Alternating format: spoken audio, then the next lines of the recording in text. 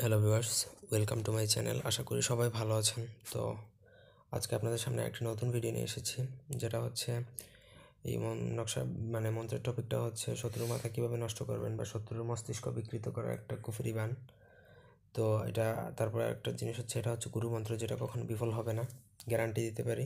তো ভিডিওটা না টেনে শুরু থেকে শেষ পর্যন্ত দেখবেন, এবং আপনি যদি আমাদের চ্যানেলে নতুন হয়ে থাকেন তাহলে অবশ্যই আমাদের চ্যানেলটি সাবস্ক্রাইব করবেন, লাইক কমেন্ট শেয়ার করবেন, এবং ব্যক্তিগত যে কোনো কাজের জন্য আপনারা চাইলে আমাদের সাথে যোগাযোগ করতে পারেন 019090522232 নাম্বারে ইমুতে, অথবা 0198952598 এই নাম্বারে সরাসরি ফোনে কথা বলে যে কোনো কাজ করাতে পারবেন, দেশে বা দেশের বাইরে থেকে। তো আমাদের নাম্বারগুলো ওই স্ক্রিনে দেওয়াই আছে।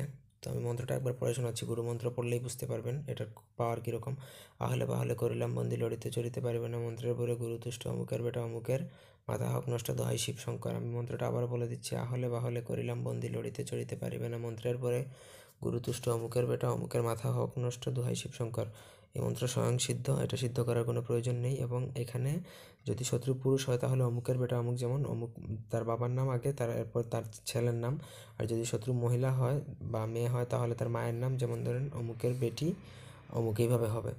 তো মন্ত্র প্রয়োগ বিধি আমি বলে দেবো, তবে অনুমতি কাউকে দেবো না, কারণ এটা অত্যন্ত পাওয়ারফুল এবং খুবই ডেঞ্জারাস, যেটা এইভাবে আমি দেওয়া যাচ্ছে না। আপনার যদি একান্ত প্রয়োজন হয় তাহলে ইমুতে কথা বলে অথবা সরাসরি ফোন দিয়ে অনুমতি নেবেন, কারণ এগুলো যদি আমি ইউটিউবে সচরাচর ছাড়ি তাহলে আপনারা বলতে পারেন, কিন্তু ম্যাক্সিমাম মানুষ, ধরেন একটা ভিডিও যদি 1000 মানুষে দেখে তাহলে দেখা যাবে যে 50% মানুষ না, 70-80% মানুষ এটা খারাপ কাজে ব্যবহার করবে। সুতরাং আমি এইভাবে দিব না, তাতে আমার চ্যানেলের উপর ইফেক্ট আসবে। তো নিয়মটা বলে দিচ্ছি। নিয়ম হচ্ছে যে শত্রুর ছবি সংগ্রহ করতে হবে। শত্রুর ছবি সংগ্রহ করে ছবির অপর পাশে শত্রুর নাম, বাবার নাম, মায়ের নাম, অথবা শত্রুর ছেলে হলে বাবার নাম, মেয়ে হলে মায়ের নাম লিখতে হবে।